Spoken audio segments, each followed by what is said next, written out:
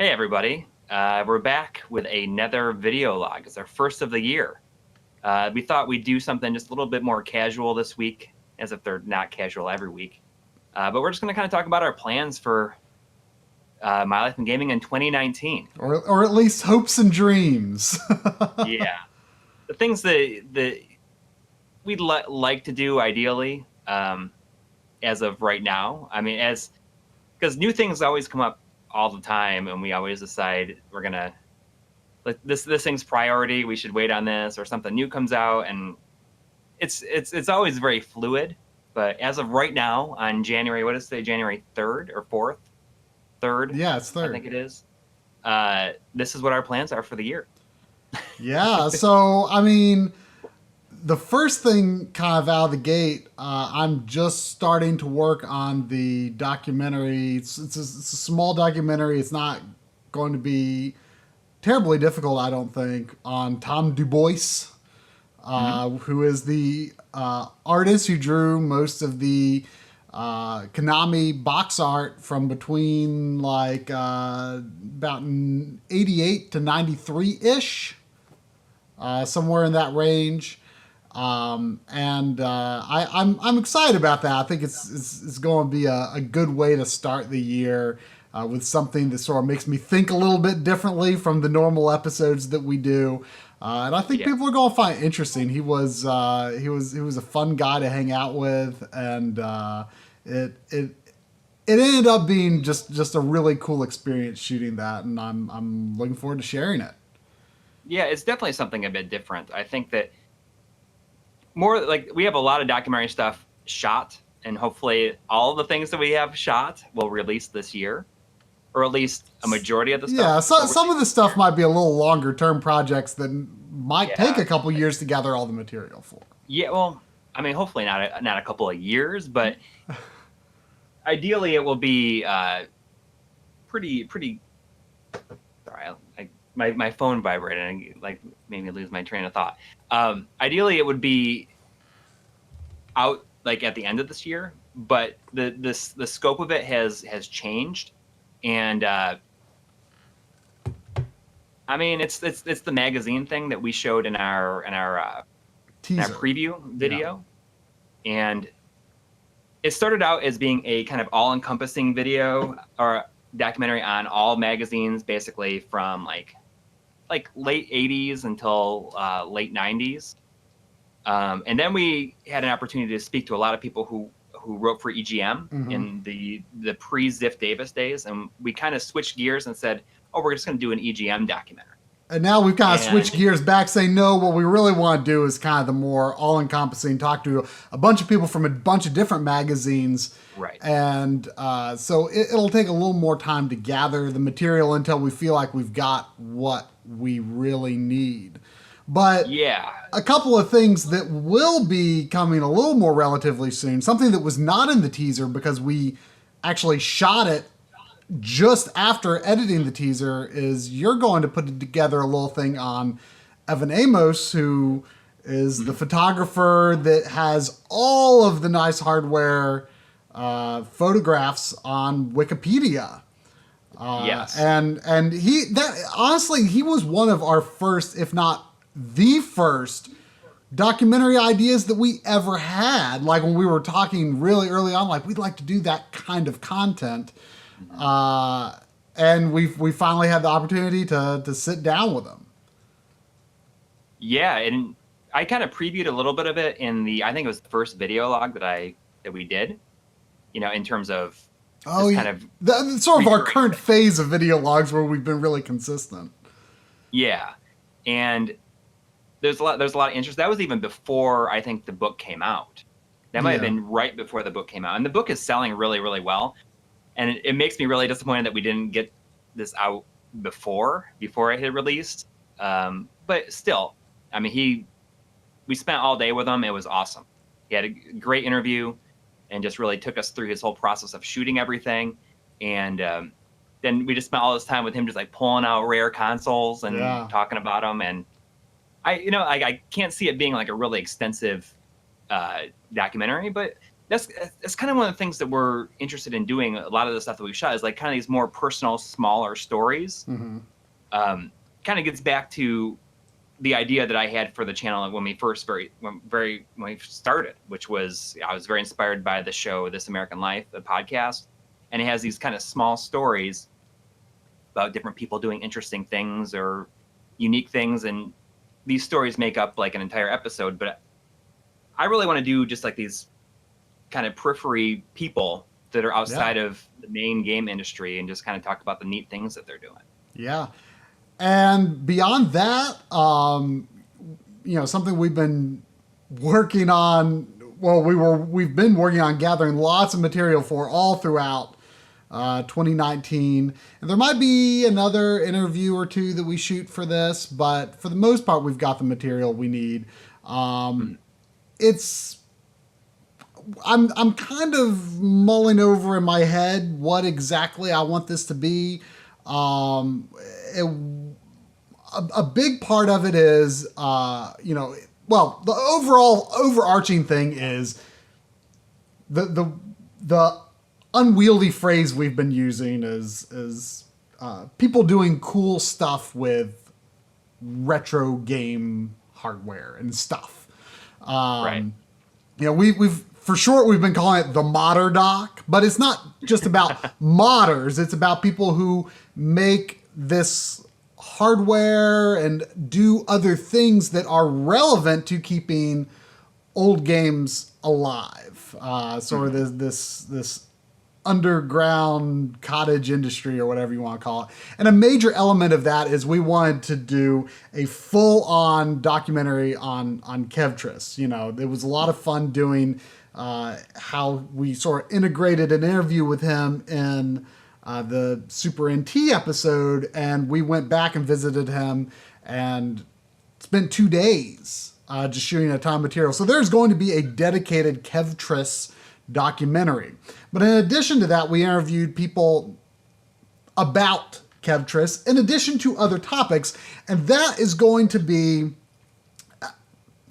I'm a little undecided right now. It's either going to be a series of topics featuring this recurring cast of characters, or it might just be one mega documentary about the retro game hardware preservation to some extent scene.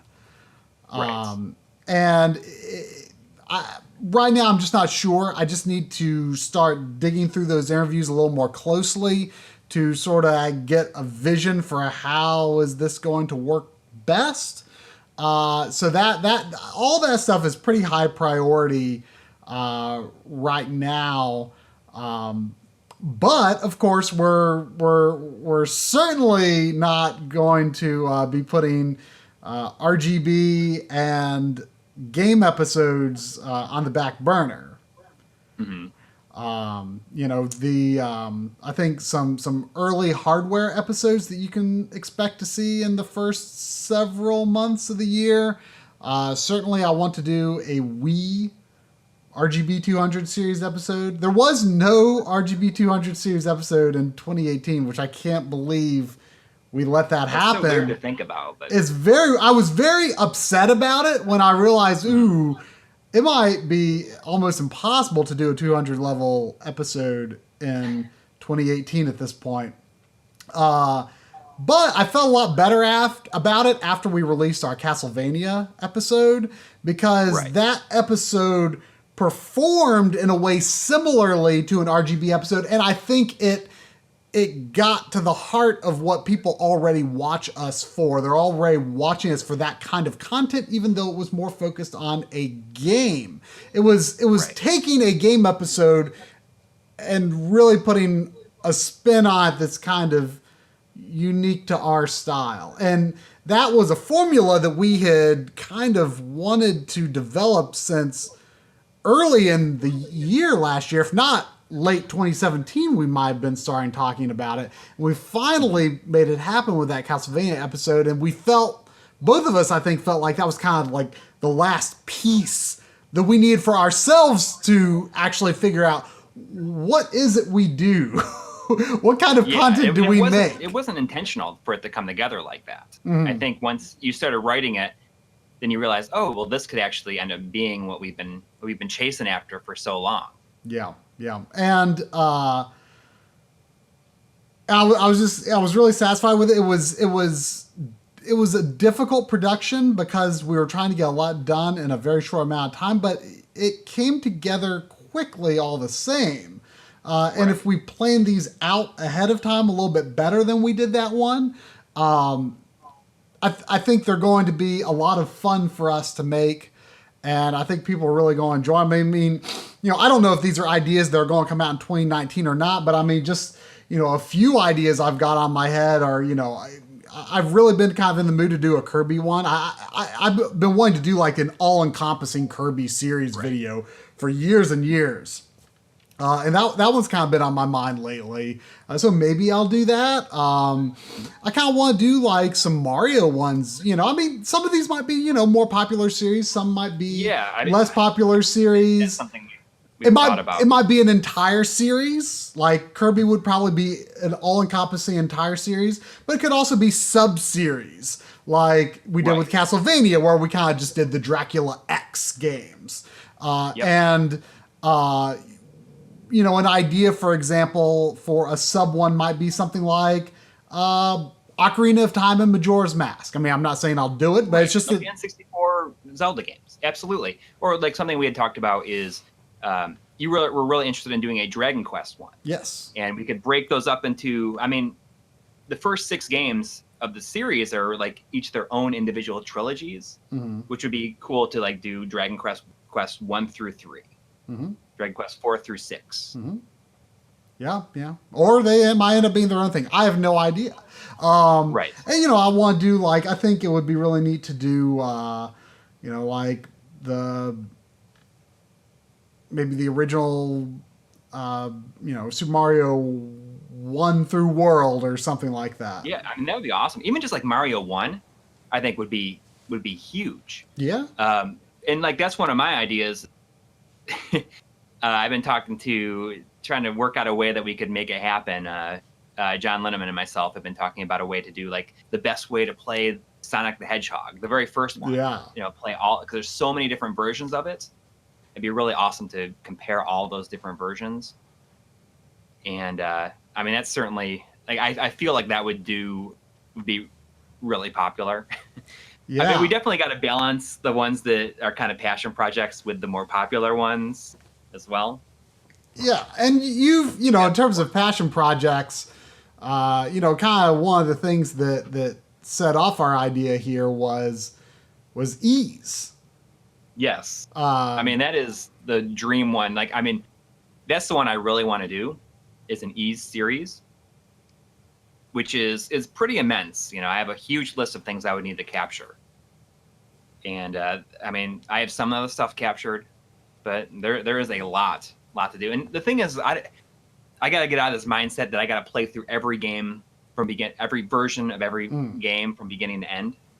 Because the one I'm working on right now, I've been piecing it together over time, is the original Phantasy Star series. Yes. I would have loved to get it out at the very end of last year, but then I kind of realized that there was a bit more there than... Yeah. I mean, there's actually been a bit of activity on your previous Phantasy Star videos, specifically thanks to the Switch version coming out. Like, I feel like there's maybe not like a ton of people are talking about, but there's definitely some positive buzz about the new version of Phantasy Star. Yeah.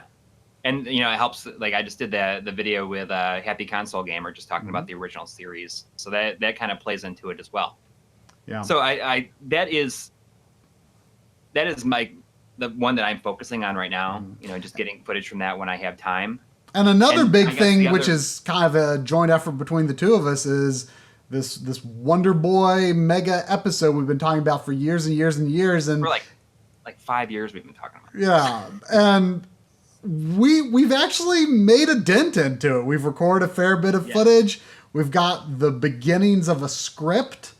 We even thought at one point it might be possible to get it out in December, but that didn't happen. But There's a lot of positive buzz around Monster Boy. We loved Monster Boy, and I think that really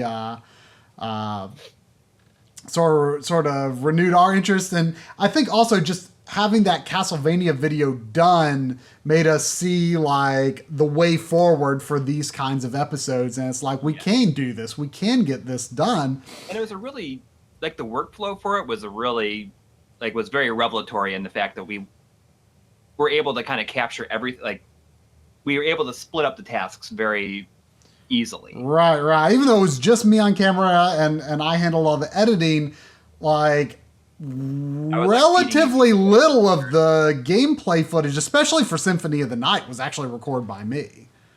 Mm-hmm.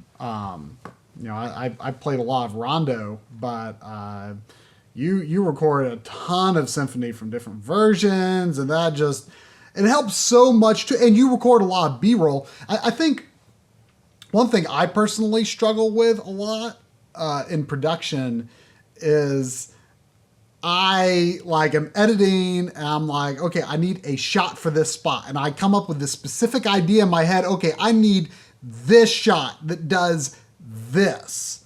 And so I'm like kind of playing two roles. I'm kind of playing like videographer and editor and, coming up with all these ideas. And so I'm spending all this time trying to get these specific shots and implement them in. And when you just handed me a bunch of B-roll for Castlevania, it was definitely a revelation, because it's like I was able to spend all my energy thinking as an editor. And I'm thinking, I'm just going to work with what I've been given. I don't need to waste my time and energy thinking of all these specific shots, because who's even going to notice or care but me? And it's true. And so, and two, it helps me think creatively, because I'm like, oh, I never would have thought to make a shot like this that you gave me. I'm like, I'm going to find a place to work that in. And the whole process is just so much faster, and from an editing perspective feels more creatively fulfilling, I think, to just be given it. And I think we can trade those tasks very well in the future. And we have, we just did that a bit with our end of the year video, where you're like, oh, just give me some B-roll shots of, a lot of the games we talk about. And I just shipped them off to you, and you found places to dump them. And that's not to say we're being quick and lazy about it. It's just, it's a different way of thinking, a different kind of taking advantage of the fact that there is two people working on this channel. Yeah, we're taking advantage of it. I mean, we don't take advantage of that nearly as much as most people probably assume we do, and we kind of don't. It's true. So, yeah, I mean, I think those game episodes are going to be a very big part of it. The Phantasy Star episode is going to also have, kind of my personal memories as well in there, because there was somebody on Twitter said that they wanted to kind of hear my stories, kind of like the last two Phantasy Star games had, like the videos on the first two Phantasy Star games had, and there's definitely gonna be some of that stuff in there as well, but it's going to be a lot more technical stuff as well. I think that it's going to be. It's a good mixture. I mean, just like with the Castlevania video, the first two games and do them in a more modern style for our channel. Yes. I mean, just like with the Castlevania video, there was absolutely some, celebration of what the games are. And that's what we try to do with the RGB 200 series, especially as well, as we celebrate what these consoles are.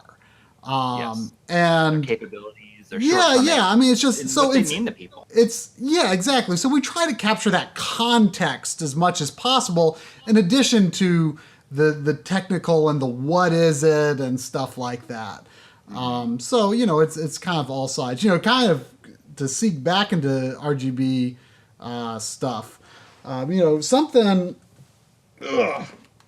that I definitely want to make a priority for relatively early in the year is, I'm holding here the Woozle GBA Consolizer, which Actually, even haven't even powered this on yet, but I am very excited about it. And Bob from Retro RGB was kind of recommending to me, he's aware of some cool ideas that Woozle has for future firmware updates that should hit before it's more widely available. And he thinks I should wait for those to come out, so I probably will. So this will be, within the first few months. Once the firmware and stuff is ready, this is going to be top priority. I think this is going to be kind of a game changer in terms of the ultimate way to play GBA and Game Boy Color, especially. I'm pretty excited to see how that comes out. So that, in addition to, I'm saying early in the year, Wii RGB, I think it'll be somewhat easier to do because that GameCube episode was such an overwhelming challenge. I mean, probably the hardest video I've ever done. I mean, I don't know if it looks that way, but it was rough. It was just so tough to analyze and get the facts straight and all that stuff. But I think a lot of the work that I did for that, because the Wii and the GameCube are so similar in terms of their video characteristics. A lot of that work is already done. Yes, it's going to make it. I'm not going to have to think too hard, I think, to do the Wii episode. Famous last words. Yeah. So anyway, a possibility for later in the year might be like PSP and Vita. In terms of stuff that I'm going to edit, we'll see if it feels like the right time to do those. And you might do PC Engine and TurboGrafx. Yeah, well, I think that the Dreamcast is a priority over those right now. That's right. So yes, once the Dreamcast will be my next one. Yeah. So as soon as, I mean, we don't really know we if can at least get a prototype. I know that HD Retrovision Retro Gaming Cables has a Dreamcast SCART cable coming pretty soon, but I kind of want to wait until I can have at least some sort of information, like hard information on the HD Retrovision cables. Yeah, well, and hopefully at least something we can test. Right. That, because I think that's the solution that a lot of people are hanging their hopes on for Dreamcast, because I mean VGA, no doubt, it can be a pain. So. A lot of people are really hoping for those HD Retrovision cables to turn out well. So those are the last pieces. Now that we've got the Dreamcast HDMI in our hands, or you've got it in your hands anyway, and I'm pretty jealous. I'm going to have to get one myself. But yeah, so those are kind of I think it will be. It won't be hard to beat RGB200 output in 2019 compared to 2018, but hopefully there could be, who knows, there could be like 3 RGB200s, and which would be kind of a lot, really. And this is not even touching like kind of the one-off episodes that we're interested in doing. I still want to get around to doing a video game Laserdisc episode. Yeah. I feel like doing a VHS episode is kind of a yearly thing now. I've done it 2 years in a row. They're very fun for you to make, certainly, and they're fun for people to watch. And it's easy to make a long episode out of that without like killing yourself. And not only that, but we had a lot of success with the third-party controllers episode, and I think that's kind of a similar. We want to do similar things to that, where we just like look at a whole bunch of this thing. Or I feel like that thing. I would love to do a first-party controllers episode where we look at kind of the not like the packing controllers, but also like revisions of certain controllers that are made by the original hardware manufacturers. Yeah. I feel like the approach we took to producing the controllers episode was similar to the approach we then took with the end of year video, which, and it's something I see us doing more often. Yeah, I mean, because both times it's come together pretty well. Yeah, something that I have again, we don't take advantage of the fact that there's two of us nearly as much as we should. And we're realizing more and more that we need to. And something that I have found fulfilling is when I produce 20 minutes worth of content for an episode. And you have produced 20 minutes worth of content for an episode. It is very fulfilling for me to have this feeling of like, oh wow, we released a 40-minute episode for the effort of a 20-minute episode. It's very satisfied. It's like, wow, we should do that more often. Yes, and I think that we will. There's a lot of different things. I would love to do a thing on third-party accessories. I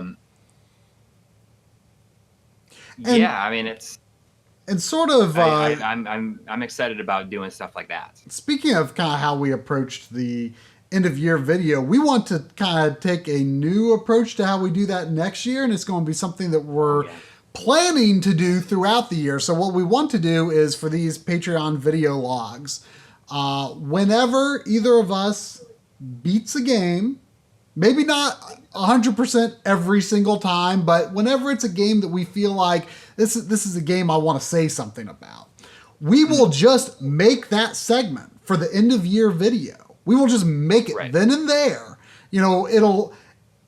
Because the idea behind that end of the year video where we just talk about a bunch of games we played in the year, part of it is to make it not stressful on us. And it ended up being a little stressful because for the most part, we didn't have the capture material. We didn't have anything written. We kind of had to like rack our brains to remember like what were the things that were interesting about this game. If we do it right after. If we do it right after, then we know we can remember. And there might be a possibility that for the year end video, we might have to maybe tweak or revise or shorten or maybe add some context like, in 2019 I played blah, blah, blah. But for the most part, those things, they're done. They're done. Yes. And we can just stick them together. Stick them together. It's easy. So in other words, we're going to release that for you, our supporters throughout the year as we do them, just one game at a time. Hopefully I'm going to be beating Dragon Quest 11 soonish. I don't know if for sure I'll do anything on that game by itself since I kind of talked about it in the video. But I mean, just as an example, as we beat games, you just beat Fists of the North Star. Right. And I captured video throughout it, just some random parts, and I'm going to put together the segment this weekend. And it'll be nice because the episode ended up being twice as long as the one we did last year. But who even knows like how long something like this could be if we just do it all year long and we put all these parts together. And then we'd have this like crazy mega. That effort that we put in between Christmas and December 31st, like over the course of like really like 4 days. Yeah. Putting all that stuff together. If you spread that out throughout the entire year, it comes out to be very, very little pieces of time. Yeah, so, and who knows? It could be like we don't have to be disappointed if it doesn't do, because I mean the new one is like not doing great, but that doesn't matter. Like I mean we didn't expect it. It's more for the people that watch the show and have watched it for a long time. Right. I mean, if they aren't already watchers of the show, who's going to care what our opinions on legendary acts are? Right. Exactly. It's true, but. It can potentially be something that's a very, very long episode with very little effort at the back end. Yeah. And I have to say, once you put together the final episode, I shipped my pieces off to you. And, me working on my individual parts, I'm like, yeah, sometimes I was feeling it, sometimes I wasn't. But then when I saw the whole thing come together, it's like, wow, like I think this feels like a fun thing to watch. Like it's just talking about a bunch of games. I mean, it's the reason people watch GameSack. People want to just see a bunch of games, Yeah, you never know. And I myself had fun watching the completed product, and we want to do more episodes like that. Very much like the controllers episode. Yeah. I agree. I'm excited to do that kind of thing, and that controller episode doing really well does does a lot to motivate us too.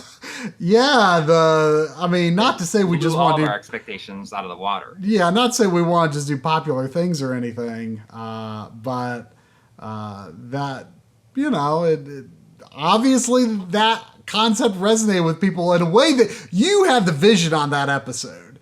I really wasn't too sure. I wasn't too excited about it until I, kind of had access to controllers that I thought would be fun to look at. And once I started testing out, there's no Nyko controller, but we'll have to get those next time. All right. Well, any last things we want to? Well, let's ask the audience since they're hopefully watching this right now. What kind of video log content would you like to see from us? That's people have talked about it in Discord before. Say, oh, you should do this. Like the Genesis box art segment that I did a while back was recommended via Discord. If there's anything that you want us to see or talk about, just let us know. And yeah, I mean the idea with these things is that we generally, from concept to delivery it's going to be relatively little time and effort spent on it, but we want to make sure that you've got something entertaining to watch every week. And you get to know us a little bit better. Yeah, that's a big part of it. I mean, it's not meant to interfere with the production of normal episodes, but it's a lot of times just going to be stuff that just strikes us like, this will be fun to do. I want to do this thing. I just feel like it. Right, and I think that's kind of in that same deal as our live streams. We want to stream more on Twitch. Sorry, that was a bad segue to get into that. We need to we've been doing casual streams on Twitch. I wonder if there's a way to make it so that it sends out via Patreon that we're doing that. I don't want to inundate people with that information. I don't know. But we want to do more streaming on Twitch, a casual streaming, we've done probably the last 2 months, here and there. Yeah. I mean, we started to kind of get into it. I mean, but we just need to be more consistent about it. Sometimes it might be both of us. Sometimes it might be only one of us. Just I like the idea of kind of playing through entire games that way. Mm-hmm. So that way people can kind of follow it if they want to. Right. Yeah. And by the way, we have been uploading those to YouTube in their own separate playlist. And just keep in mind, they are a lot more. I mean, not that the Sunday night live streams aren't also casual, but they're even more casual than that. We don't even care if on Sunday night, we at least make some effort to be interactive and engaging. And on Twitch, just we're just streaming to stream. Don't necessarily expect it to be high entertainment. If I was just playing by myself, I might not be talking much at all. It's just there if you all watch it. Know what it was like to hang out with us while we do work. Yeah, that's a way to look at it, I guess. All right. Well, I mean that's a start for 2019. I will be sure to not rewatch this video at the end of the year and be disappointed at all the things that we did not actually end up getting around to doing. But I think one thing I can say is that we're in a position to not really anymore have those gaps that we've had in the past, where we regularly had month-long gaps between episodes. And I don't want this to come back and bite me, but I'm feeling relatively confident that's not going to happen again. I mean, you might see 3 weeks here and there, but I think we will be, over the course of the year, relatively close to averaging, every other week. And who knows? Could possibly get even better, but we will see. All right. But anyways, so let's hear it for the new year. Here we right. go. See ya. Hopefully every week on the video logs. Yep. And until next time. Take care.